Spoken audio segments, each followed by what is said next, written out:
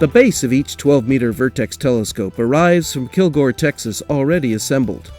It is hoisted by crane to an upright position and driven into the giant Vertex building to be joined to a dish made by VertexRSI in Germany.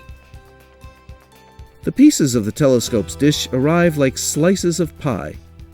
Each segment has a support backbone topped with a dish panel.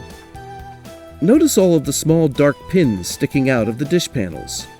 These targets help engineers make a 3D map of any bumps in the shape of the dish.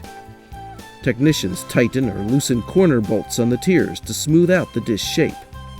When they've done the best they can, the technicians pull off the pins, pop in a special camera near the telescope's focus, and start the next round of smoothing.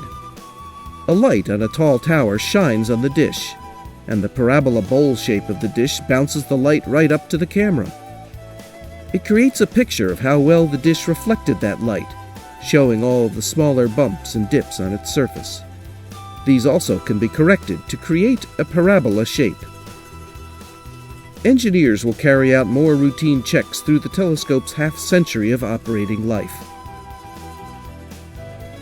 Join Adrian Russell for a look at one of ALMA's 2 holography towers.